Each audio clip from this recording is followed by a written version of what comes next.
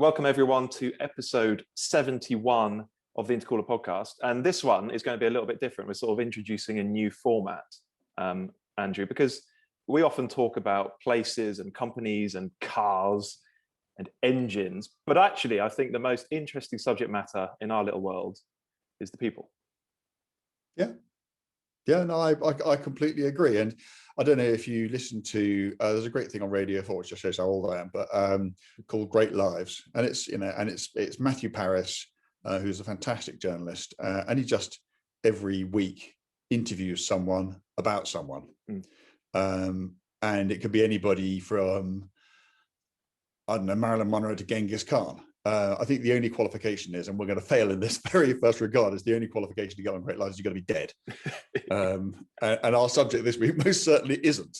But that's fine. We're not trying to copy them. But yeah, you're absolutely right. I think it would just be nice. We're not going to do this every week, but just to, I mean, there are so many extraordinary figures in this business. And again, this week is going to be a driver, but it's not always going to be a driver. It could be, the head of a car company or whatever. So we'll give it a go and see what people think.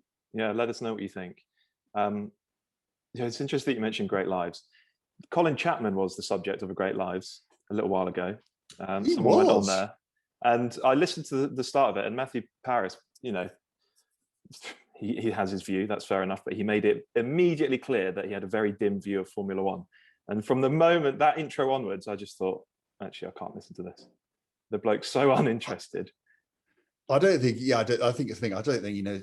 knows anything about Formula One. I think he actively disliked it as well, though, which I just found slightly off-putting. I did listen to one. Sterling did one. He was the interviewee, and his subject was Fangio. Yeah. And he only recorded that about 7 or 8 years ago. And the thing is, it's all on BBC Sounds. So if you just go on BBC Sounds and you go on the Great Lives thing and you just scroll down, you'll find Sterling Moss on Juan Manuel Fangio. And that's actually really interesting because it's very interesting just to hear someone as, and sadly I'm going to fail again here, but someone as amazing as Sterling talking about someone. I'm afraid today just going to get well, you and me doing it. So never mind. Well, we've set ourselves up for a fall, haven't we? Well, okay, so let's get stuck into it then. We are talking about, and I didn't realize this was his name until this morning. We're talking about Sir John Young Stewart. JYS. I didn't realize J was actually for John, because we all know him as Jackie Stewart, Sir Jackie Stewart. Yes. He is actually the last surviving Formula One world champion from the 60s. Yes. 82 years old, a triple F1 champion, Scottish. He competed for 9 seasons and won 3 of them, twice runner-up. 99 starts, and that's an interesting number that we'll come to a bit later on. 27 wins. Exceptional record. Mm-hmm. Yeah, and even that doesn't actually give a good indication of how good he was for reasons I'll explain in a minute. Yeah, well, quite. Let's go all the way back to the beginning then, just to sort of give us some context.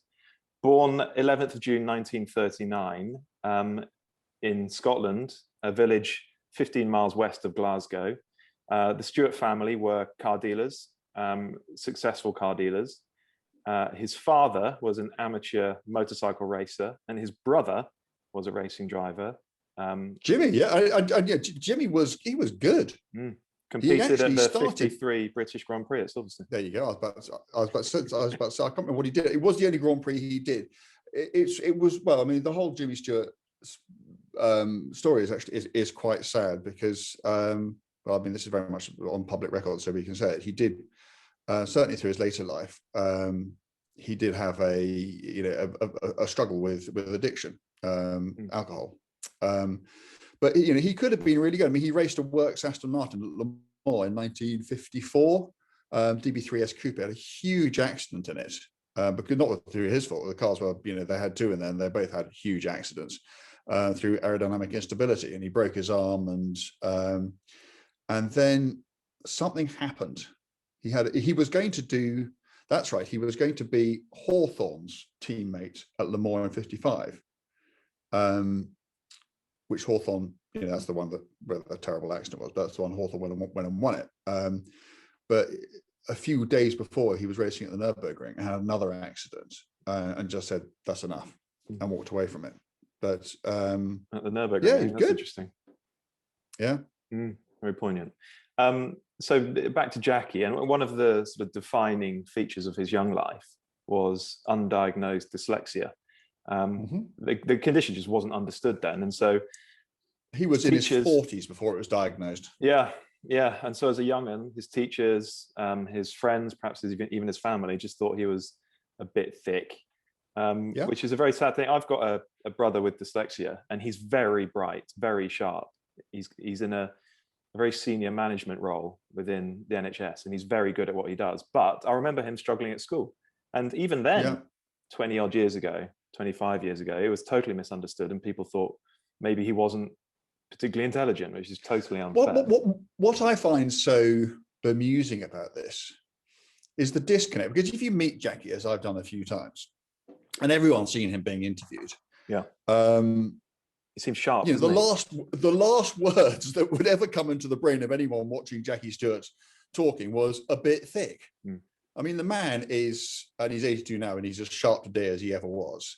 You know, the man has clearly got an enormous intellect. His ability to communicate, to structure things in his head. I mean, you know, and it just surprises me that when presented with someone as intelligent as that, who for some reason struggles with written work, that your conclusion is not there's something going on here, but we must be a bit thick. It's extraordinary. Totally different time, wasn't it? But it is absolutely, and I think it was only when his son Mark was diagnosed with it when he was a kid that Jackie went, oh, and then realised it was an inheritable condition, and yeah, there you go. And so I suppose the main point is that it meant that he was never destined for a life of academia or a professional job. And so he left school at 15, actually, and began working in his father's garage as an apprentice mechanic. And so he was involved with cars. And I mean, it's amazing, really, isn't it? What a twist that was. It was his dyslexia that got him involved with cars. But even before he started tinkering with cars, and well before he started racing them, he was an exceptionally talented skeet shooter, clay pigeon shooter. He was national champion. He trialled for the Olympics. He very nearly made the Olympic team. Which is 1960. Good knowledge. The 1960 Summer Olympics, which is, I mean, it's so frustrating, isn't it, that someone can have two very disparate, exceptional talents. But how disparate are they really? I mean, you know, motor racing, skeet shooting, it's all about hand-eye coordination, isn't it? So there's something there, isn't there? It's I mean, they cannot be unrelated. I mean, I don't know of any other racing drivers who are crack shots, but then again, I know nothing about shooting, so maybe there are, but I just don't believe that's a coincidence. Okay, just that ability to coordinate in the most, you know, and it's all about reactions, isn't it? It's all about speed and accuracy, and all the things that you needed, well, particularly in his day, to stay alive in a racing car. So again, a bit like not pursuing an academic life or a professional life, he also wasn't able to pursue a life as a shooter, a skeet shooter. And so he fell back on something else instead, which is driving cars. He turned out to be quite good at that. Now, I've pulled out a couple of extracts from his autobiography. And it was in the very early 60s that he started racing. And there's one anecdote here that stood out. He'd been doing a little bit of racing, and to decide if he was ready to become a professional driver, he tested a Jaguar E-Type at Alton Park, matching Roy Salvadori's times in a similar car the year before. So not quite like for like, but there was that little sign of promise, that sign of potential. And it was that sort of performance that helped him get noticed, notably by one Ken Tyrrell, who was running the Formula Junior team for the Cooper Car Company. It's interesting, isn't it, that relationship would go on and sort of flourish. Yeah, and Formula Junior is kind of what Formula 3 is today. In fact, it became Formula 3. And he did really well. And what I've always admired about Jackie is people saw the talent. I think the talent was so obvious. People just realized that this bloke was the real deal. And they kept on offering him Formula 1 drives. And he kept on going, no, I'm not ready. Yeah. And he turned down some really decent drives at the top level, preferring to stay in Formula 3 and Formula 2 and really learn his trade before. I think he did one non-championship race in 1964. He did it in South Africa, the Rand Grand Prix. Yep. But really his Formula 1 career started in 1965 when he would have been 25. So, quite old to be starting out. But, he'd had this other career with his shooting and he'd worked his way up. And my goodness, when he started, he was ready to go, wasn't he? Wasn't he? Yeah. So that's right. His first F1 season was 1965 in a BRM. And he came third at only his second race, which was the Monaco GP. And later on in the year, he won the Italian GP at Monza and finished third in the standings. Yeah. So he beat Graham Hill, who was his teammate, who was already a world champion and had been racing in Formula 1. I think Graham did his first race in 1958. So Graham Hill was in his 8th season in Formula 1. Jackie Stewart was in his 8th race. And he beat him in the same car. Yeah. At Monza. Yeah. Gives you an idea, really, doesn't it? And so just imagine someone bursting onto the scene like that. Yeah, that's pretty spectacular, isn't it? And so clearly the talent was there. The following year, he went and won the Monaco GP.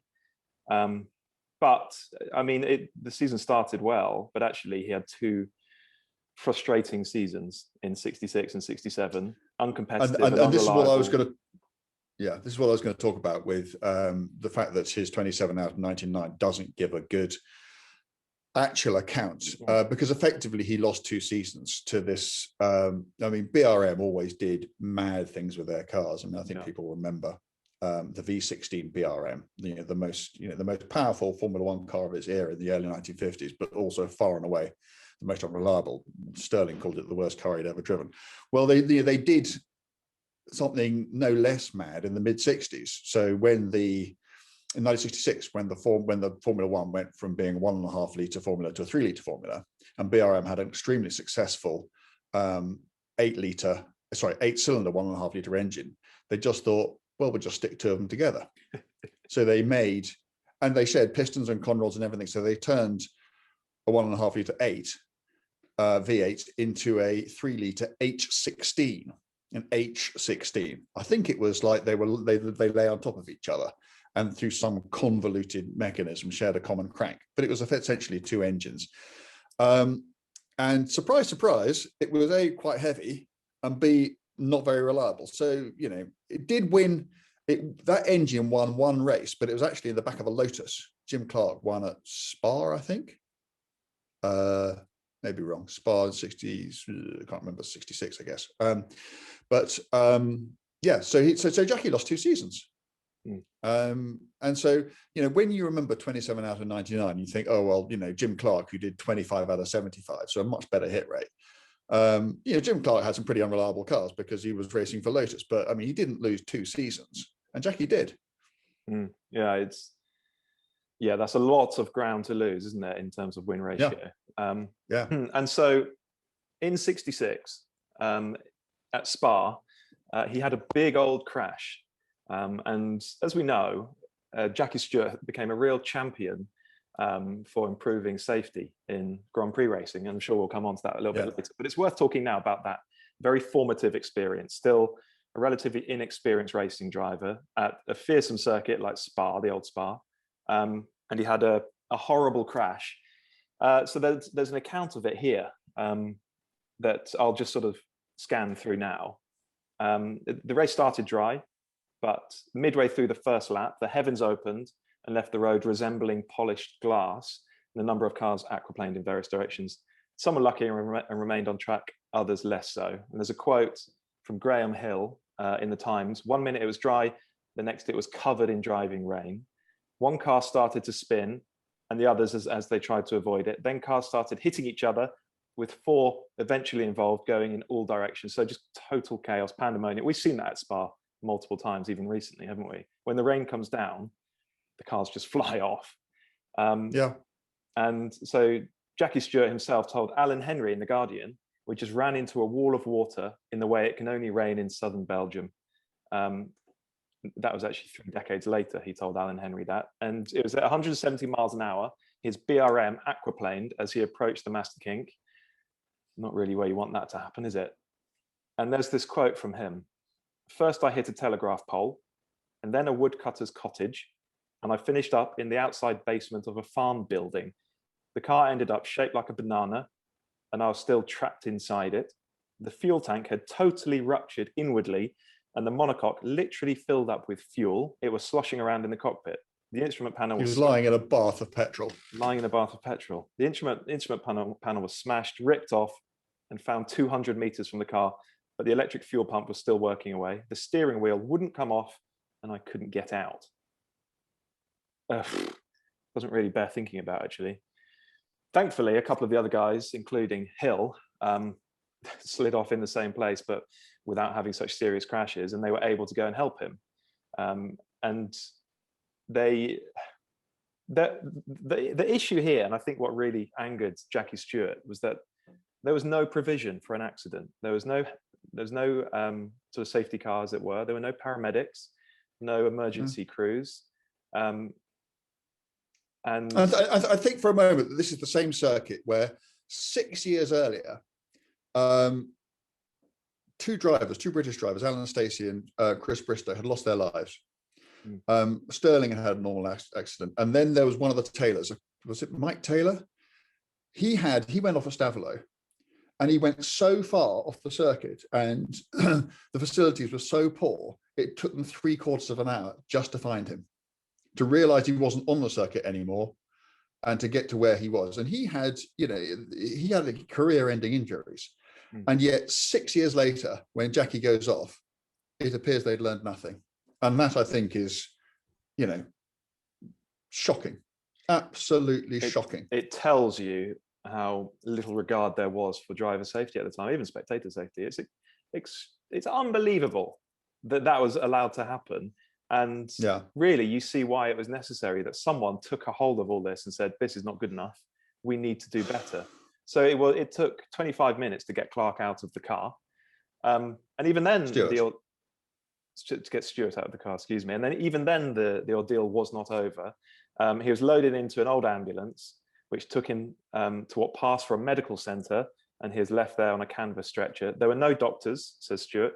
I was left on a stretcher on the floor, surrounded by cigarette ends. It was filthy. And it goes on. He was loaded into another ambulance on the way to Liège with a police escort, but the ambulance lost the police escort. The ambulance driver got lost, didn't know where he was going.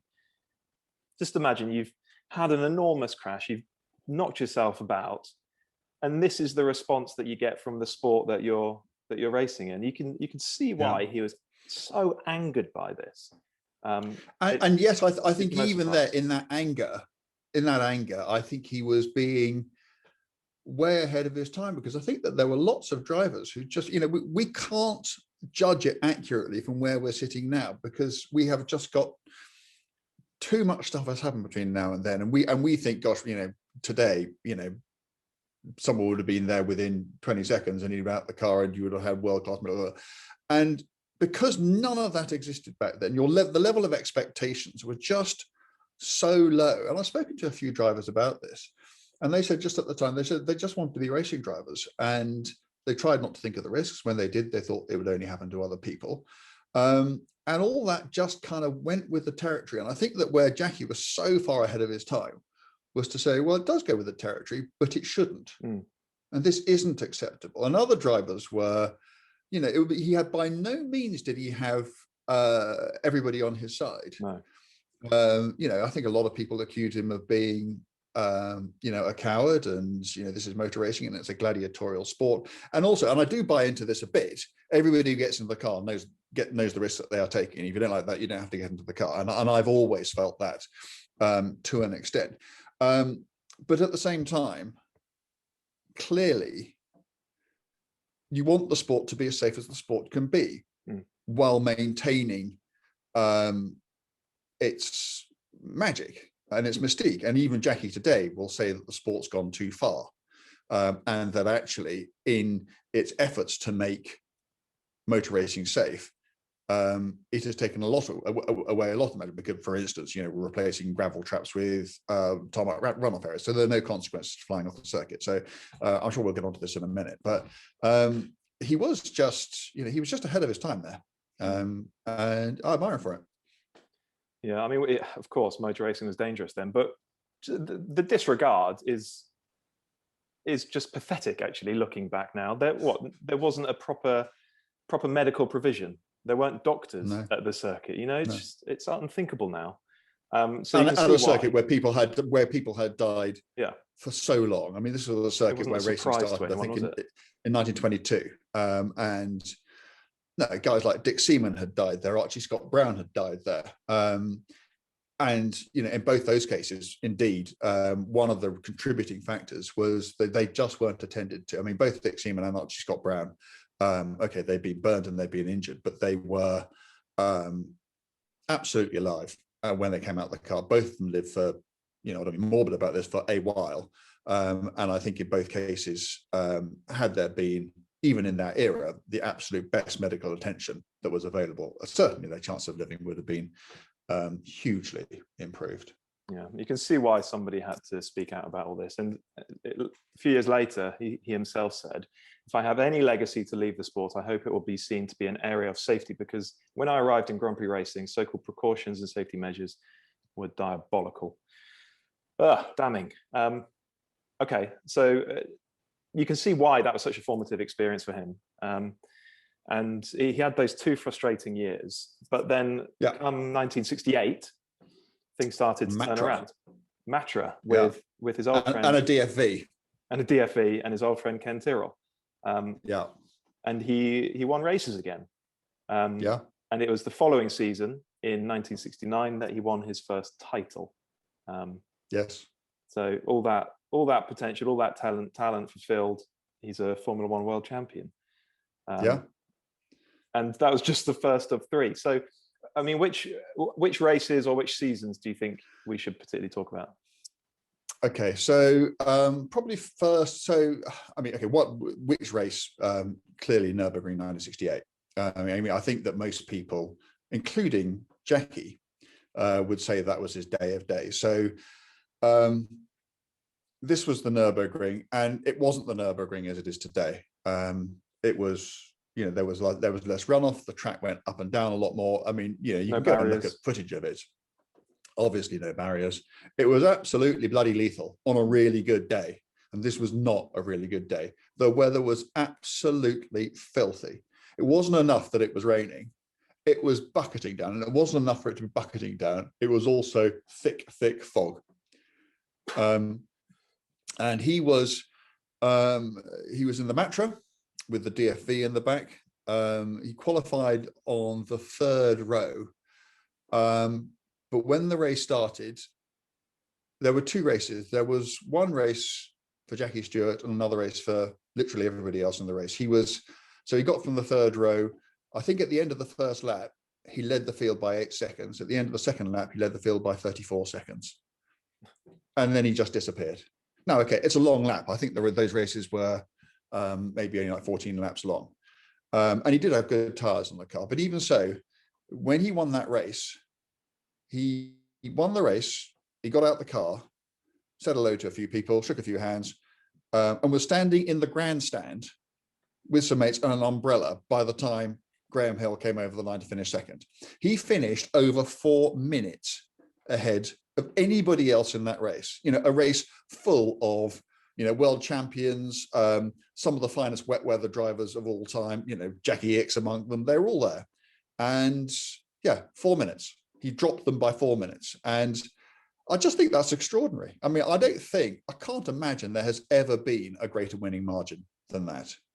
I mean, there may have been in some free sector circuses, but in a race where, I mean, nobody actually, I think because it was so horrible, people were so careful, there weren't any big accidents. It's not like, the race got stopped and he somehow managed to, get a bit lucky and get himself an artificial lead. That was just on merit. 4 minutes. I mean, it's extraordinary. It is absolutely extraordinary. What a talent.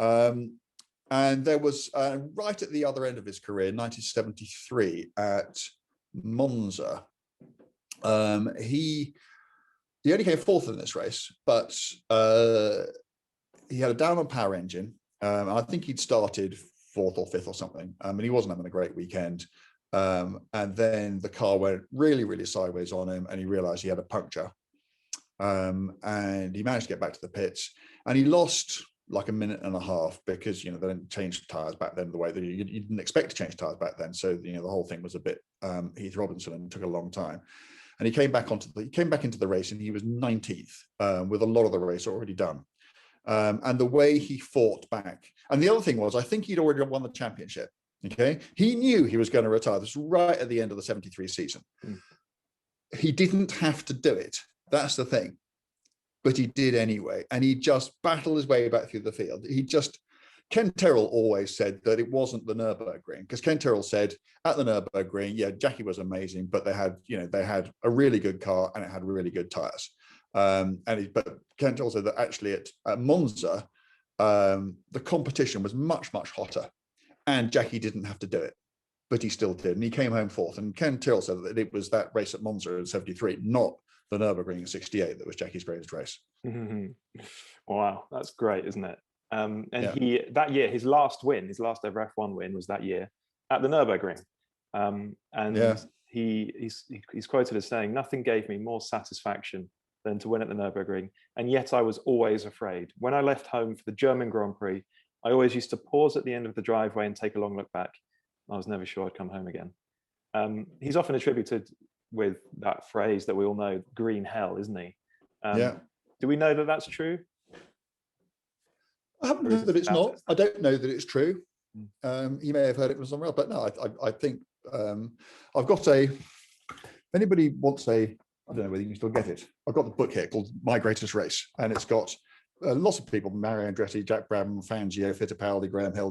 Lots of people give their greatest race, but there's a little bit in here about Jackie talking about the Nürburgring.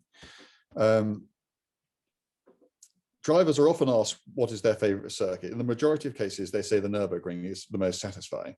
This is said in most cases while sitting in armchairs in the comfort of their own homes with roaring fires in front of them. But really, I don't believe that too many people would honestly admit that they enjoyed driving on the Nürburgring in a Formula One car. I know that whenever I drive there, I get back to the pits and take a big, deep breath because, my God, I'm pleased to be home. Flipping heck. Fair play to him as a triple world champion for being outspoken about that place and the dangers. That's brave, isn't it? That's super brave. Particularly can I mention something else, not Formula One? Because I think people, just because Jackie won those 3 titles, they just think of Jackie as, just a great Formula One driver, which obviously he was. But he did do other stuff. For instance, Can-Am. So in 1971, he drove a Lola in Can-Am. Now, because he was quite busy doing other stuff, he only did half the season. There were 10 races, he did 5 of them, and he still came third. Behind the 2 McLarens. He was in 1971. He was the only person to beat the McLarens, because the McLarens of Peter Revson and Denny Hume, they were just, because they've been doing it for so long, and because they were so good, and because McLarens have won everything in Can-Am almost since the start of, in fact, basically since the start of Can-Am. They were regarded as unbeatable, this 1971 was the last season before the turbo Porsches came over and just changed the rules completely. So when the McLarens were at their absolute best, they got beaten twice, both times by Jackie Stewart, who had never raced in Can-Am before, never raced Can-Am cars before. He only did half the season, and he still came third, and he won twice, and he put it on pole a lot of times as well. I mean, it's just gives you an idea of the measure of the man. He's used to racing, tiny little cigar tube Formula One cars. And then he goes over there with a big Bangalola with an 8.5 litre V8 in the back of it. And he's still the best of them. Okay. Well, let's finish off his Formula One career, and then we can talk about life after Formula One, because there's plenty to say. So his final race was going to be the US Grand Prix at Watkins Glen in '73. It was going to be his 100th race. What a way to sign off. But his teammate, and actually protege as well, I think, Francois Sever, absolutely lost his life in practice. Horrible accident going underneath the guardrail. And because of that, Jackie Stewart just said, no, I'm done. He'd already won the championship, didn't need to take that risk. And so he just said... He had decided earlier that season that he was going to quit. And he didn't tell anybody. I think he told Ken. Didn't tell anybody else. I don't think he told his family. And then when an event like that happens, obviously the team withdraws the other car. And that was I'm going to do this now. I wrote something down before I came on. Bear with me a second. I'm going to read a list of names, which will hopefully give you some idea of what he was facing. So bear with me. Lorenzo Bandino, Pedro Rodriguez, Joe Bonnier, Joe Siffert, Paul Hawkins, Lucien Bianchi, Bruce McLaren, Jochen Rindt, Jim Clark, Mike Spence, Gerhard Mitter, Ludovico Scalfiotti, Piers Courage, Ignacio Giunti, Francois Sever, Peter Revson, Roger Williamson, and Joe Slesher. Every single one of those drivers died racing a car during Jackie's career. Okay. How many is that? Hang on. Add in Rolf Stommelen, Ronnie Peterson, Mark Donoghue, and Patrick Depailler are people who Jackie also raced against, who died in racing cars after Jackie had stopped racing. I mean, there are over 20 names on that list. Yeah. Over 20 people who died while racing cars during Jackie Stewart's career. And given that he did, let us say he did 9 seasons, didn't he? It's over 20 people. So that's 2 and a bit people per season. And given that he did 9 seasons, I mean, actually his chances of surviving for as long as he did, it's just, I find myself getting quite emotional about it because I just know that, even if I'd had talent, even if I had money, I just couldn't have done it because I would have thought too much about the odds. But you can see, he must have been, he knew all those people, but some of them, people like Piers Courage, certainly Jochen Rindt, Joe Bonnier, were really, really good friends of his. So Jochen Rindt was, pretty much his closest friend in motor racing. And it's just... It's unthinkable that his drive to improve safety at that time was met with any resistance whatsoever, given what was happening a couple of times a year. Just staggering. Absolutely. Okay, actually, at the point that he retired, he held the record for most wins in Formula One at 27. He did, and he held that record for 14 years until 1987. Mansell? No, not Mansell. No, 1987. Prost, yeah. Prost beat him. Okay. Prost took the record. Nigel Mansell took his record for a British driver. Okay. And yeah, so they go. That context is really helpful, isn't it? Because it demonstrates just what a titan of the sport he was at the time and long after he stopped racing as well. Well, and even now, for him to hold that record for as long as he did. Okay, so he's retired. He's a champion for improving safety in the sport. He wasn't the only one. We have to acknowledge Graham Hill's widow, Betty Hill, always got a bit upset when people used to say that Jackie single-handedly raised standards and saved all. Jackie was, I guess he was the most vocal. He was certainly the most visible. And I would never for a moment want to detract from his contribution. But what I would say is that I know Graham Hill was one, and there were others who kind of realized that Jackie was actually talking sense. But I think it was Jackie who got the ball rolling. And I think he probably, if anybody could be regarded as the prime architect of that, it probably is Jackie. And he was pushing for actually quite basic things, barriers in front of the pits, full face helmets, mandatory seatbelt usage, just stuff that we absolutely take for granted today, but they did without back then. And actually he led a few boycotts, sitting out some races that he didn't feel comfortable with. Again, enormously brave. And he was really criticized for doing this. He said himself, "I would have been a much more popular world champion if I'd always said what people wanted to hear. I might have been dead, but definitely more popular." Yeah. Okay. Yeah. And so, quite apart from being a crack shot, a triple world champion, an advocate for safety in the sport, he also, with his son, ran a team, the Stewart Grand Prix, which was ultimately sold to Ford. Incredibly successful.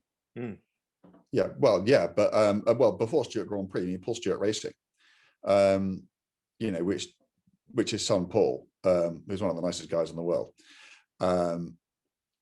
ran with Jackie, but it was Paul show. I think Jackie was, you know, helped found it and contributed it and everything else. But they became absolutely dominant in Formula 3, and then, as you said, yes, it became Stewart Grand Prix in '97.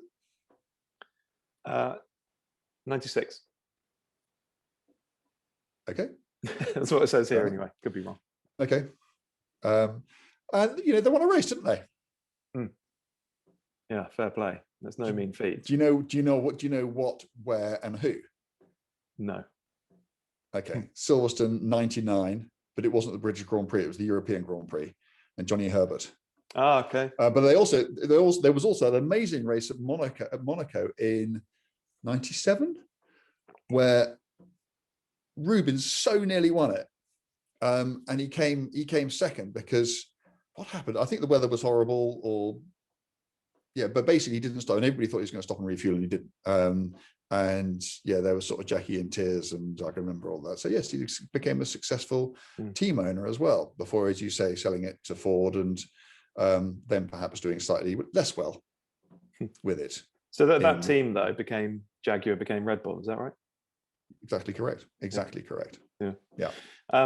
Okay, so we should talk about, because you've spent a bit of time with him, so we'll come to that in a moment. But before we move on, we must mention first that he was knighted in 2001. And now one of his big things is Race Against Dementia, the charity that he's spearheading. Much of it because his wife, Lady Helen, has dementia, and he's seen what that does to a person, and he's set up this charity to help fund research into finding a cure for this horrible disease. And he's tireless, isn't he? He's 82 and he's still he is an absolutely driven man, and he always has been like that. He's always been like that. He's always, you know, sitting around with his feet up just isn't the Jackie Stewart way. He always wants to be doing stuff. He always wants to be contributing, and yeah, he's on it now, as I think he ever was. And you know, and quite clearly, you know, and he said that, you know, this is the most important battle of his life, to try to change the outcomes for people with this appalling disease. And yeah, it's given him a new focus, and you know, you wouldn't wish on anybody, would you? But you know, he is, you know, well, I think Lady Helen was diagnosed about 5 years ago, when he would have been 77 then. But you know, in his late 70s, early 80s, he is attacking this new issue with all the energy with which he approached his Formula One career 50 years ago. Extraordinary. And someone with his background, his achievements, his platform is well placed to make a difference here. So fair play to him. Race Against Dementia, just go and search it if you want to find out a little bit more about what he's up to. Okay, but let's talk about your recollections of Sir Jackie Stewart. I mean, yes. I mean, it's not as if, I mean, I suspect if Jackie Stewart walked into a room and saw me, he might go, do I recognise that flag? No, I don't think I do. But you know, he meets millions of people all the time. But I have, you know, I had a bit of a run-in with him when I was the editor of Motorsports. We did something which he didn't appreciate, and we had to make quite a large donation to the Grand Prix Mechanics Trust. I mean, the thing about Jackie is he's a bloke who, anybody who's worked with Jackie will tell you that he is a person who has very high standards, and he expects very high standards of everybody that he works with, and that suits certain people and perhaps doesn't suit certain other people. But in all other times, when I have come across him, he has been charming, highly professional, and and always, always, always good to listen to. He gives good value. He's one of these guys that when he talks to a journalist, and so many racing drivers aren't like this. So many racing drivers talk to journalists because they kind of feel they have to. And they just want to get the interview out of the way as soon as possible. So the answers are quite short. They don't really think about it. You can see that Jackie is sitting there thinking, well, this is going to get written down. This is going to get repeated. So it needs to be good. So he says interesting stuff. He also, by doing that, helps you do your job. And so he makes you look good too. So I've only interviewed him a couple of times, but you always come away thinking that's great. He's also a bloke, although he has, latterly made his career out of being an ambassador particularly for Rolex. I know he's been an ambassador for them, for the Ford Motor Company. He's not one of these guys who's only going to trot out the party line. He does say interesting stuff. He does take stands. He does tell you what he thinks, which is great. What I did do once, and this must have been 10 years ago, a bit more maybe, I did get driven around a track by him in a Noble of some description. I think it was an M400, and it was Silverstone. And I think what had happened, I think that his son Mark is in the film business or the video business or whatever. And they made, I think, a documentary of his life or something, and it was publicity, and Jackie was there, and they're in the BRDC, and that was fine. But they had the circuit for a bit. And I'm not sure anybody else got to do it, but I can't remember whether I just asked or whatever. But anyway, I got to be driven by Jackie Stewart, who even then would have probably been certainly late 60s, possibly early 70s, in this Noble round track. I'm very lucky. I've been driven around tracks by all sorts of amazing people. But what was so incredible about being driven by Jackie was he just made driving a car really fast look like the easiest thing anybody had ever done. It was just, I can remember that it was so accurate. The car always exited the corner in exactly the same place, to the millimeter. There was no oversteer, there was no understeer. It was just going at a speed I couldn't have imagined being able to make it go. It was so undramatic. He was talking away. And I can remember coming back in, and Jackie got out of the car and went somewhere else. And Mark Stewart came up to me with a grin on his face and said, "What do you think?" And I just told him what I thought. And he turned around to me and he said, "Yeah, but Dad's got an unfair advantage." And I said, "Well, what's that?" He said, "No one's told him it's difficult." It's just never occurred to him that it's a difficult thing to do, has it? No. And I thought there was a lot. I mean, that's how he drove. He drove like someone who didn't realize that what he was doing was difficult. And if you look at if you look at footage of him driving, back in his career, Formula One cars, he was always, he was just the sort of, the ultimate smooth, keep it going forward driver. He wasn't a big sideways merchant or anything like that. He wasn't a dramatic driver. It was all about momentum. It was all about carrying speed. And he used to, when he taught people how to drive, and he would always talk about, didn't he actually have a basket of air? Well, no, I think he had a basket of balls on the bonnet of the car, and he'd drive around Brands Hatch. I think he did this for Ford and a Ford Granada or something, whatever. But the idea is that he could drive around Brands Hatch at a ridiculous rate, but none of the ping pong balls in his basket would ever come out because he was taking so little out of the car. He was driving it so smoothly. There were so few sudden reactions. They all just stayed there. And that's, that's the way that he raced. And it was an extra, it wasn't, it wasn't like going around the Nürburgring with Jonathan Palmer in a McLaren F1, which was one of the most terrifying things I've ever done, because it was sideways absolutely everywhere. It was like the opposite of that, but in its own way, it was just as impressive, possibly more so. Well, you can see why that driving style brought such rewards in a 60s or 70s Grand Prix car, can't you? That absolutely. Very smooth, absolutely style. Yeah. And also, I suspect what kept him alive. Yeah, quite. Because I'm not saying that he never binned it. Clearly he binned it at Spa, but he wouldn't just go off the circuit. If you drive into a wall of water, then you're a passenger, aren't you? And that can happen. But I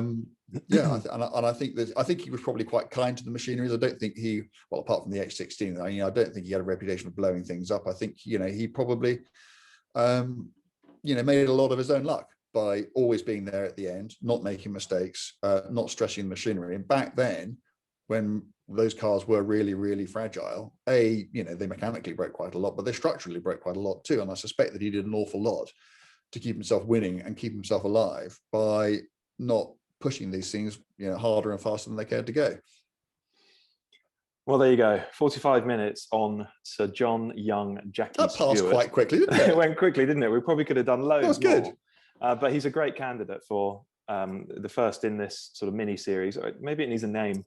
We'll give that some thought. But there you go. Let us know what you... Great drives. No, great drives. Let us know what you think of this sort of new format and who you'd like us to talk about. They don't have to that'd be a good idea. Yeah, they don't have to be, and they don't even have to be people that and they don't all have to. They don't all have to be, guys who have sort of entirely untarnished reputations. We put a few, bad boys in there too. That's fine. I'm more than happy to talk about that. But they have to be interesting. Yeah, they have it's to not enough that they were just kind of quite quick or quite successful or whatever. They've just got to be really interesting people that we can get stuck into. Multifaceted lives like Jackie. Yeah, be cool. There we go. Let us know. And we've not even spoken about the app today, but I'll just do a quick run through of some of the stuff that's been on there recently. The Intercooler app, it's a new kind of digital car magazine.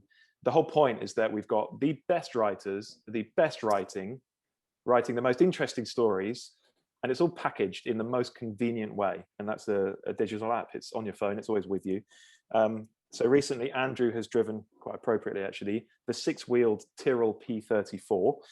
We've had Andrew English having a good old rant about touch screens and associated technology. That's resonated with a lot of people. We've also had a couple of pieces from Henry Catchpole. He's driven the new Bowler Defender and a McLaren F1. So there's been some really cool Not feeling sorry for Henry this week. No sympathy from us. But go and check out the app. Just search the Intercooler on whichever app store you use. You'll find it and you can start your free trial. Go on. And we put up news stories, apart from Sunday, every single day. So it's not like you have to wait a month or 3 months or whatever for your monthly or quarterly mag to come out. News stories, top writers, every day. Yeah, go and check out the app. That's all I want you to do this week. So thank you for listening. Thanks. See you next week.